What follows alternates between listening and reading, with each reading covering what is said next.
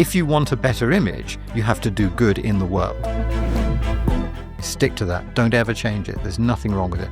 If the time comes when it's horribly wrong, you'll know about it. Be more dissatisfied. Vladni podcast GOVSI. Lepo pozdravljeni v 32. epizodi podkasta GOVSI, ki ga za vas pripravljamo na Uradu Vlade za komuniciranje. Z vami sem Polona Prešeren in danes se bomo pogovarjali o ugledu in znamki držav. Naš današnji gost je Simon Anholt, britanski svetovalec, raziskovalec, avtor, utemeljitelj termina nation brand oziroma znamke države in eden najbolj pogosto citiranih strokovnjakov z področja nacionalne identitete in javne diplomacije. Današnji pogovor bo potekal v angleškem jeziku. Mr. Simon, welcome to Slovenia. Thank you.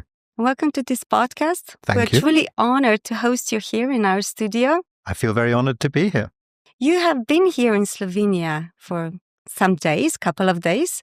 How do you feel it? How do you feel in Slovenia? I feel love. Isn't that what the correct answer is to that question? I feel Slovenia. This is not the first time I've been here. I think it's probably the fourth or fifth visit to Slovenia during my life.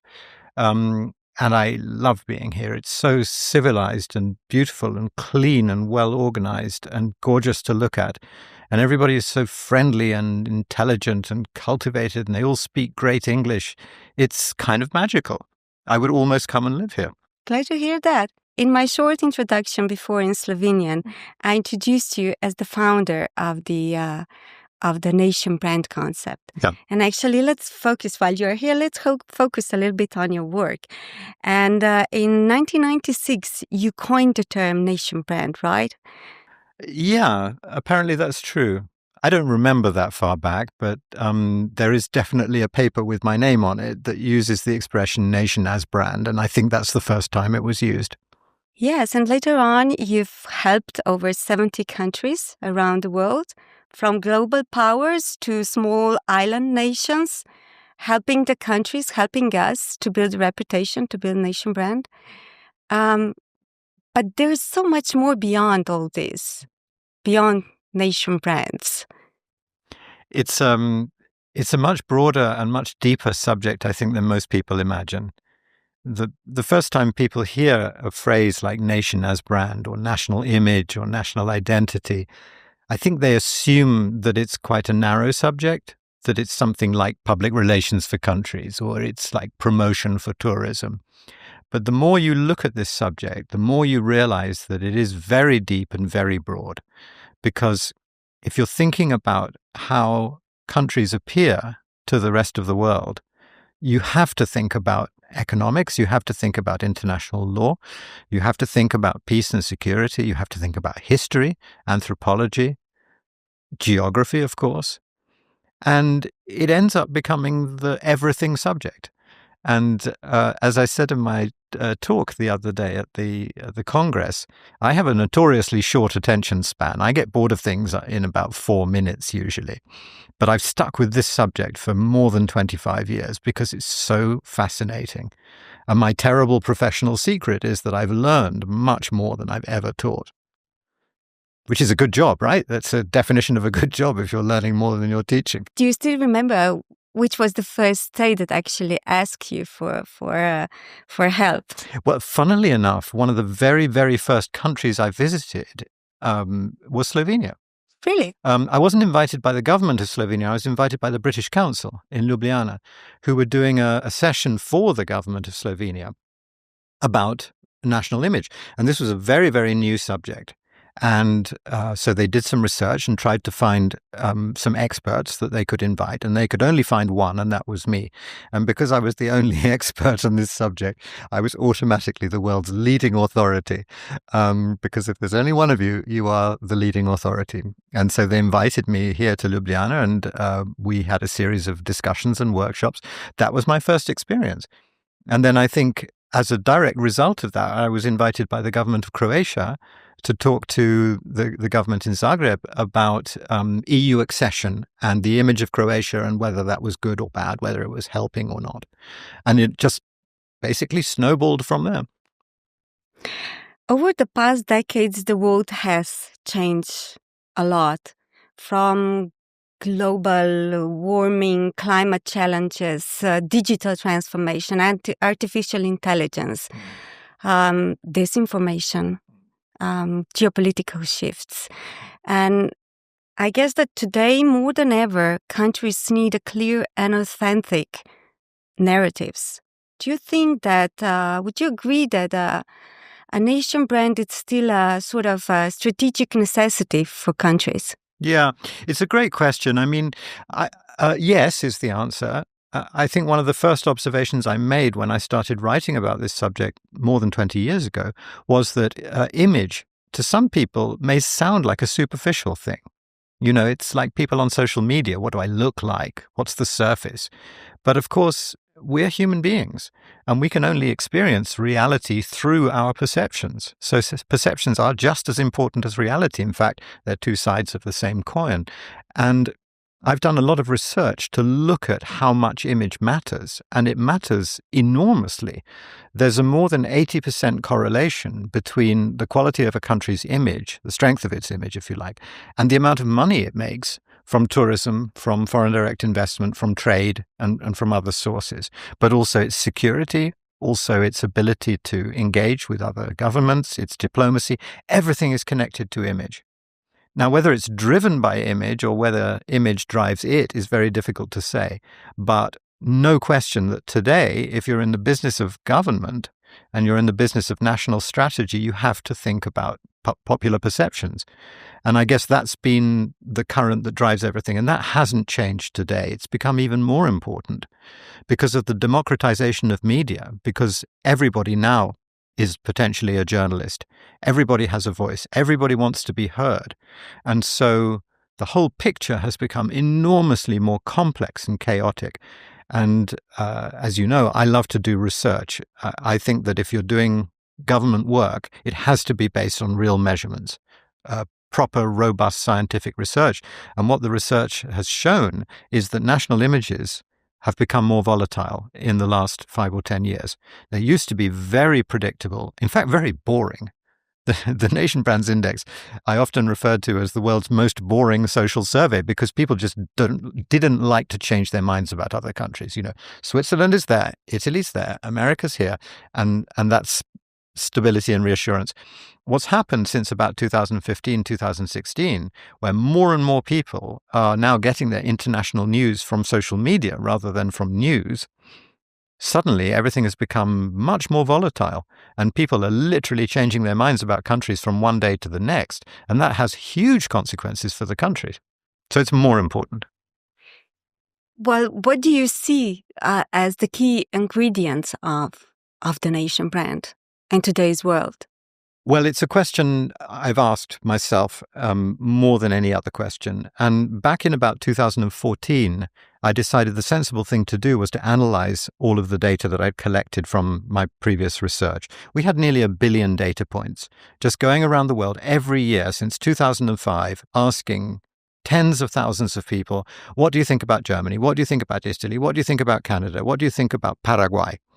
And we had 1 billion data points. So I thought, okay, we just do a driver analysis, which is a simple statistical piece of arithmetic that you do to find out what is the main reason why a country has a good image and what's the main reason why it has a bad image. And the result was really quite surprising. It turns out that the countries with the best images are not necessarily the most beautiful ones. They're not necessarily the most successful ones. They're not necessarily the most rich or powerful ones. They are the ones that people think do most good in the world. So outside their own borders, they are a positive presence in the international community. So a country like Norway, for example, which is quite a marginal country, economically, geopolitically, it's fine, but it doesn't determine world affairs very often. And yet, it's very, very high up in the Nation Brands Index. It's got a huge positive image. Why is this? Because people trust Norway. They think that Norway is a good country to have around. They think Norway is looking after the environment and perhaps helping to prevent climate change. It's interested in international law and peace and justice.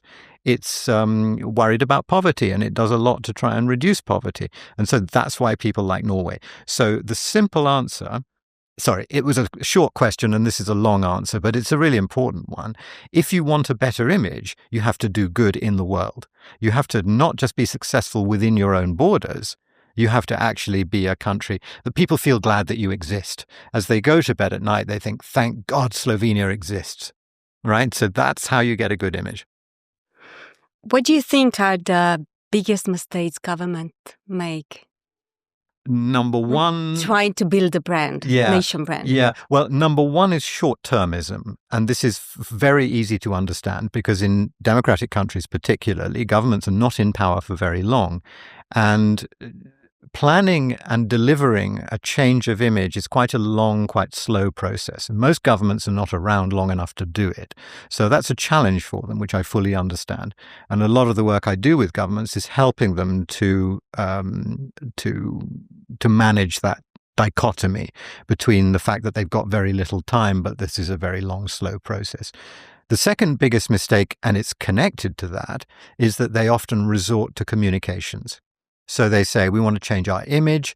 That's because the media doesn't carry the right stories about us. So let's try and influence the media and get it to carry positive stories.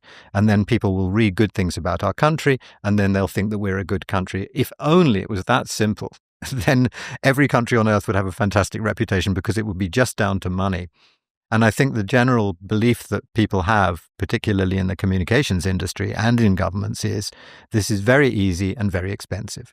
So you just need a ton of money, hundreds of millions of dollars to tell everybody, we're fantastic, we're fantastic, we're fantastic, we're fantastic. And then in the end, they'll say, okay, fine, you're fantastic. This is very bad psychology. People don't like being told that they're wrong.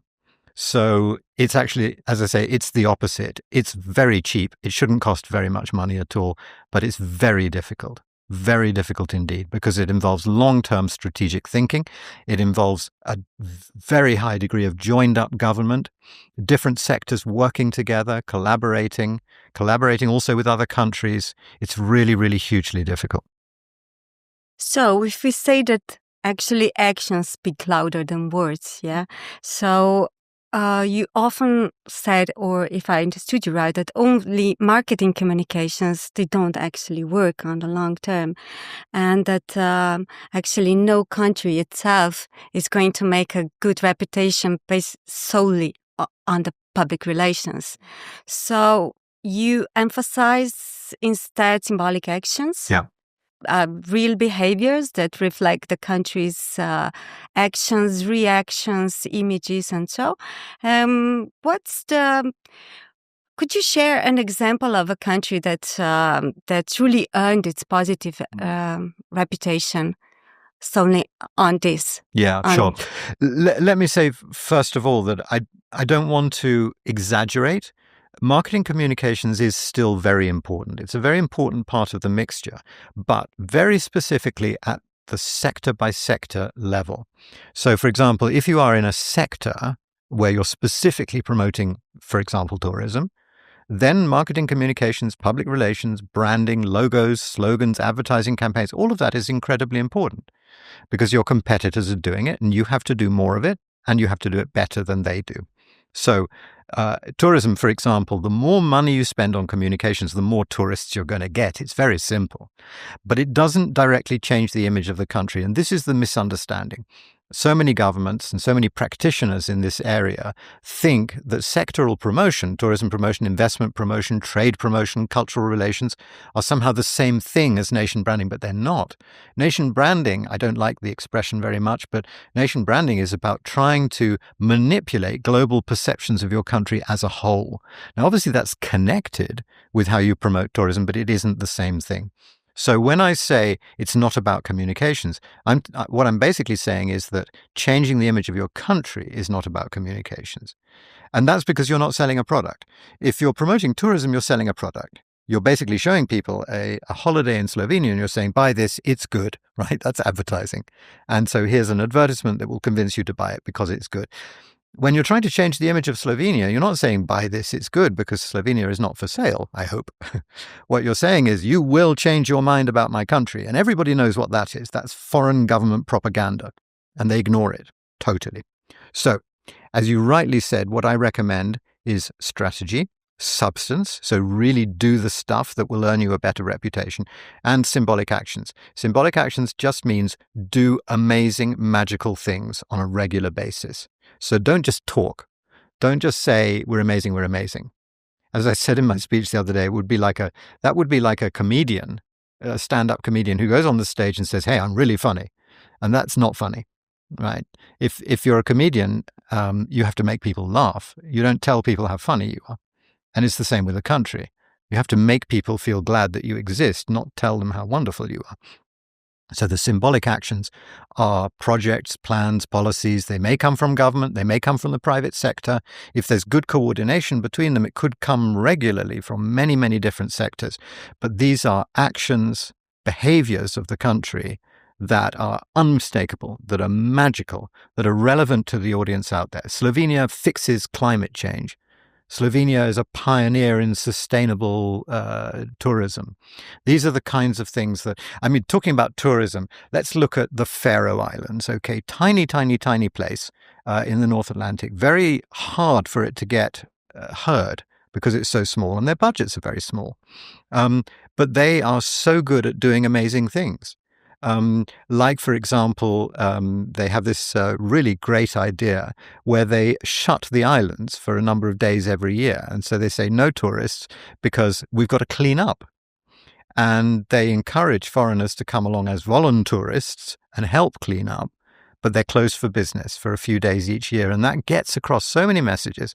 But the best thing about it is it's a great story.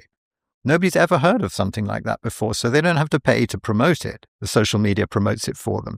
So if you do amazing things on a regular basis, but really magical things that nobody has ever heard before, that tell a story, you don't need to spend money on PR. You just need the phone number of a journalist, and you just ring them up and you say, look what we've done, and they will want to carry that story. If I flip the question now, Yeah. Do you have an example of a country or a situation where words and actions didn't match and actually this mismatched and damaged the credibility of the country? It's very unusual for it to have such a dramatic impact that it would damage the credibility of a country. What generally happens is that people just don't notice it. So most countries, most of the time, show a mismatch between their deeds and their words, or between one sector and another. You know, the tourist board is talking about the country as if it was stuck in the middle of the 18th century. And the investment trade promotion agency is talking about the country as if it was stuck in the middle of the 22nd century. And so there's a mismatch. One makes the country look super modern, full of roads, airports, factories, and technology. The other one presents a beautiful picture of a country that might have existed 150 years ago. Classic mismatch. Almost all countries do this. Does it damage the image of the country? No. Does it slow down the process of people beginning to learn what the country is really like? Yes. Because if you're getting 5 or 6 different stories coming out of a country, it will never accumulate into a deep understanding of what the country really stands for. And this is why strategy is so important. There has to be a fundamental underpinning understanding amongst all the stakeholders, private and public, and this includes the population, citizens as well, which says we know what we stand for, we know what our values are, we know what our mission is as a country, we know what is wrong with the world and what we want to try to fix. We know what people want to learn that we can teach. We know what people want to buy that we can sell. We know what people think is broken that we can mend. And if there's that common understanding of your fundamental values, then that will gradually eliminate these discrepancies and you will start to earn a reputation. Since we're in Slovenia, let's focus a little bit on Slovenia's case study. When we talk about I Feel Slovenia, it's really, for us, hopefully for others too, it's an emotional story. It was built on nature, sustainability, creativity, cooperation, and we've tried to keep it authentic, not too flashy, true to ourselves. While building a brand, we created it in a collaboration with experts from different fields, people from different walks of life, we included citizens who could contribute their views. And we got this identity of the brand. We even built this identity around the green color, which we call the Slovenian green. Yep. So how do you perceive I Feel Slovenia brand? Because yes, we are a small country. We often say we punch above our weight, especially in sport, in culture, in sustainability, in science, creativity. So things like logos and slogans, I'm too old and I've seen too much research into the effectiveness of these things to get very excited about them, because what the psychological and neurological research has been showing since the 1950s is that human beings are extremely bad at learning or recognizing slogans and logos. They just don't remember which one is which. And even the countries that spend hundreds of millions, Malaysia, truly Asia, or is it Indonesia, truly Asia, I just don't remember, right? And people don't. Logos, they all look quite similar. And the majority of people, if you showed them I Feel Slovenia and you took out the words, they wouldn't recognize it. Now, I'm not saying they're useless. I'm not saying the money is wasted or anything of the sort. I think it's all really useful stuff. But what really interests me is what goes on at a deeper level than that. This is, if you like, the tip of the iceberg. And if having a common logo and slogan, which people like, is the tip of a bigger iceberg, which is about a large number of people behaving with common goals and common aims, then it's working and then it's good. But I really would encourage people, particularly at the higher level, not to get too obsessed with these things. I mean, I understand that it has a sort of totemic value for people in the country as well. It appears to sum up the way that they want to be positioned, and that's fine. But in the end, that's not really what does the magic. What does the magic is, as I said before, the way that you behave and the things that you do. It's not the communications. But I'm not really answering your question, because you went on and asked a more interesting second part to that question. Help me. What was that? Well, maybe we can continue with what are the strategic questions like we in Slovenia should be asking ourselves to build a more resilient and respected brand or reputation globally. The questions you need to ask yourselves and the questions you need to try to answer are so simple. What is Slovenia for? What's it for? Why do you exist? I mean, in the age that we are in, every country needs to have an answer to that question. What is our right to exist, to occupy this area of the planet's territory? How do we deserve that? If I said this at the Congress as well, if the hand of God should slip on the celestial keyboard and hit delete by mistake and eliminate Slovenia, who would miss it and why?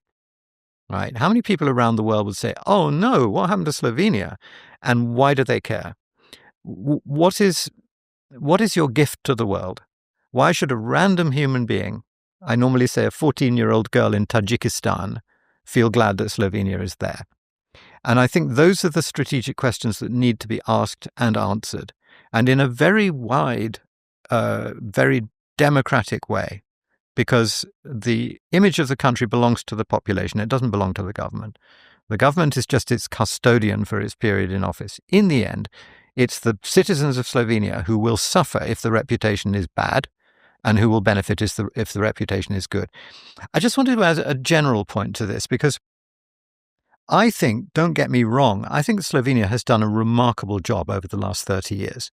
And at the Congress, as you know, the SDO has been celebrating 30 years, and in fact more than 100 years, that Slovenia has been systematically promoting itself as a tourist destination. And I think anniversaries are important because they can be very useful symbols or metaphors for strategic points in your journey. And the strategic point that I see Slovenia at the moment is being on the verge of needing to take a very big step upwards. So this Congress has been great. It's been a big pat on the back. Look at the amazing stuff we've done. Look how far we've come. Look how much people respect our work. But the next step, the single next step, is so high that you can't even see the top of it. Because now you have to move out from being locally known and admired to being globally recognized. And that is a completely different operation, and it's very difficult. It doesn't have to be very expensive, as I said before. And I think in order to get there, we need to see a lot of dissatisfaction. We need to see people throughout government saying, it's been great, but we're not satisfied. We need to do more. And I think having the government and the policymakers closely involved in that process is absolutely fundamental, because they're the ones who ultimately decide how Slovenia behaves. And ultimately, that's going to have the biggest single impact on Slovenia's image. Of course, in the private sector, of course, at the level of sectors like tourism and investment, you can do projects, you can do big things that send out a message. But ultimately, one big government policy, particularly in international relations, can dynamically alter the way that people perceive the country. Look at when Sweden announced that they were going to have the world's first feminist foreign policy. Now, that's a real piece of authentic Swedish policymaking that was dramatically effective in telling people something about Sweden that they didn't know before. And in order to do these things, what's difficult about it is you need a combination of courage and imagination. You need to be creative. You genuinely need to know what is the difference between a good idea and a boring idea. But at the same time, you need to be really, really, really brave about it. And politicians, they may have been born with imagination and courage, but their jobs shake it out of them very quickly. And that's the challenge. Your policymakers have to learn how to be courageous and imaginative and responsible. We don't want them doing crazy stuff. You've probably already mentioned my next question. That would be like, I feel Slovenia is approaching its 20th anniversary, and we are again at anniversary. So that's then what we should focus on, be bold or... Yeah, do new stuff. New stuff. I mean, I remember now what I was going to say when you asked me about the logo. Consistency in that area is very important. It's more important than anything else, actually. It's even, maybe this is controversial, but I think it's even more important than quality. Because what I understand about public opinion and human psychology says it's better to stick even with a bad slogan, and yours is not a bad slogan, but even a bad slogan, it's better to stick with that for 10 years or 20 years or 30, 40, 50 years than to be constantly changing it for a great one, a better one, a super one. That doesn't work. People only learn things by habitual repetition. So the fact that I feel Slovenia has been around for, 18 years, did you say? 18 years. Yeah. And the color and everything, yeah, absolutely. Stick to that. Don't ever change it. There's nothing wrong with it. If the time comes when it's horribly wrong, you'll know about it, and then you'll have to change it. But it's not horribly wrong at all. It's absolutely fine, and people are just starting to get used to it. And this would be absolutely the wrong moment to change it. Well, Slovenia ranked pretty well last year at the Good Country Index. Yeah. The index that you run. And you said to me last year it was a bit of surprise result. What surprised you most about it? Well, it's actually more than a pretty good result. It's an absolutely stunning result. Let me just explain, perhaps for the listeners who are not fully aware of what the two indexes do. The Anholt Nation Brands Index measures perceptions of countries, and that's what we've been talking about so far up until now. In other words, what do people think about Slovenia around the world in great detail over the last 20 years? The Good Country Index measures reality. It doesn't measure perceptions. So we use mostly UN family data to actually measure in reality, what do countries contribute to the world outside their borders? How much of peace and security does Slovenia export to other countries? How much knowledge, technology, science, education, culture does it export? Right across a range of about 7 different categories, peace and justice, health, well-being, and so forth. And the stunning result was that Slovenia came 8th in the last edition. So of all the countries in the world, Slovenia, relative to the size of its economy, because this is balanced by GDP to make it fair, is the 8th biggest contributor to humanity and the planet outside its own borders. Estonia came straight after at 9th. Now, this is an extraordinary thing because countries like Estonia and Slovenia that have emerged from fundamentally closed or semi-closed systems within the last 30 years, within living memory, and who are small economies, who've only recently joined the European Union and NATO and so forth, no country like that has ever been anywhere near the top 20 of the Good Country Index. It's always been big, wealthy Western European democracies and the Anglosphere, places like Australia, New Zealand. So seeing Slovenia at this number 8 position in the top 10 and Estonia in the top 10, that's amazing. That really suggests to me that the world is changing in a dramatic way. And maybe it's telling us that countries like Slovenia and Estonia and other similar countries of the same size are going to be the guardians of the international rule of law and saving the climate and saving the planet in the future. Maybe this is your job. Lots and lots of smaller countries that have got consciences, that have got specialisms, and that care about this kind of stuff. The big powers, well, we know where the big powers are heading at the moment. They're all off on crazy violence trips of their own, because they're run by psychotics and psychopaths. So this is an exciting development, but also particularly in the context of national image, what we've been talking about today, it's also very exciting because it really strongly, powerfully suggests that Slovenia deserves a much, much stronger reputation than it probably has. Slovenia is not a globally famous country. I think we all know that. You don't have to go very far from Europe to have that experience where you say to somebody, where they say, "Where are you from?" and you say Slovenia, and they say, "What's that?" I think that's probably a universal experience. But you are actually the 8th most helpful country in the world, and you don't yet have the 8th biggest reputation.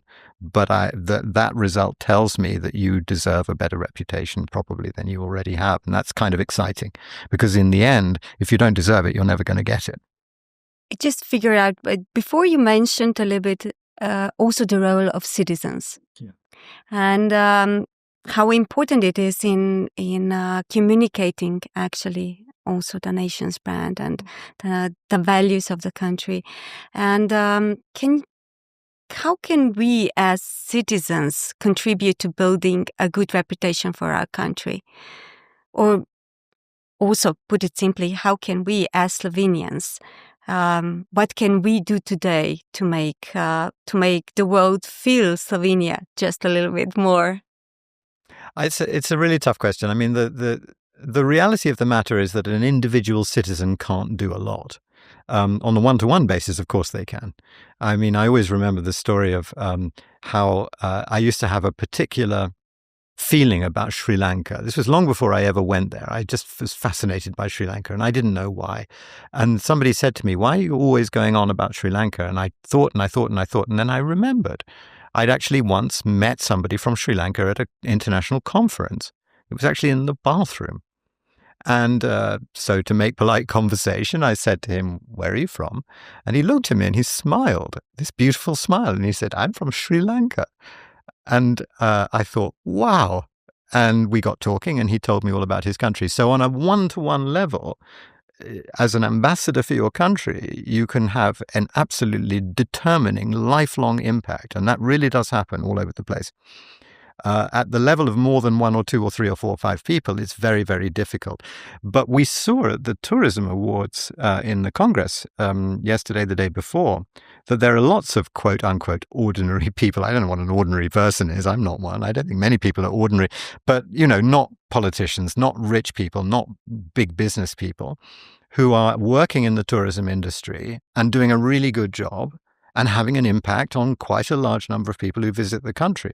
So I think one of the ways in which the tourism office does a really good job is in keeping very close contact with all of those destination people and those operators, hotel owners and so forth, and making them feel part of the family, helping them to share the strategy and the sense of mission. And so wherever you go in Slovenia, the chances are you'll get a good impression and you'll hear the same story. So I think that's all very important. Slovenia is unlucky in two respects. First of all, it doesn't have a very large population. Slovenians are quite rare animals, and so you don't meet them very often as you travel around the world. You don't have a huge diaspora like Turkey, for example. And therefore, the number of Slovenians that the average person has met is very low. And that's a shame, because if you've got a large population, potentially those are all your diplomats. And you do quite a good job of producing world-famous athletes, but that's kind of normal. Most countries have got one or two world-famous athletes. Every country also has a couple of famous beer brands, but there's nothing unusual about that. The other reason for which I say that Slovenia is unlucky is because you don't have yet many internationally famous brands. By brands, I mean products, consumer brands. There are some companies in Slovenia, as we all know, that make products that are highly respected and sold around Europe and sometimes even beyond, skiing equipment, caravans, that kind of stuff. But the countries that have world-class images have loads and loads and loads of adored consumer brands. Look at Italy, look at Japan, look at Germany, look at the USA, look at France, look at the UK. You could immediately think of 20 great brands from those countries, and those are powerful diplomats for your country's image. So one of the things Slovenia needs to do in order to take this next step is to start thinking about how can we breed and develop and encourage the next generation of global brand producers from Slovenia. If we look a little bit in the future, what do you think that the future in nation brands will bring? Will the AI prevail? Will technology prevail? Or will ethic, state, emotions stay? Or it's interesting. I think in an age of so much rapid change, one of the things that changes relatively little is public perceptions of countries.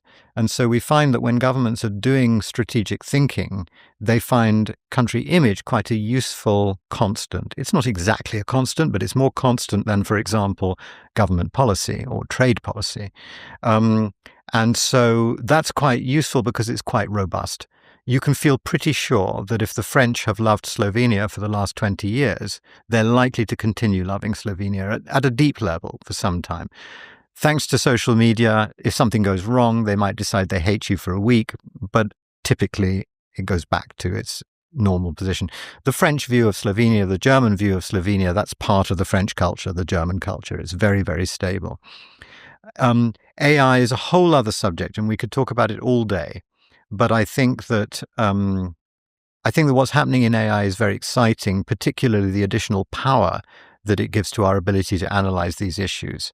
The Nation Brands Index, for example, is driven by, AI isn't exactly the right word for it. Machine learning is probably the more appropriate word, which can massively and does massively expand our ability to see the world, measure the world, understand the world. So our access to information is vastly better than it used to be. And access to information is very much the key to all of this, because if countries really understand their audiences, their current audiences and their future audiences, then they can do a much more efficient job of spending taxpayers' money to attract those people. And I've seen for myself in my own business how AI has absolutely revolutionized our ability to produce extraordinarily rich and reliable data. So from that particular point of view, it's amazingly good.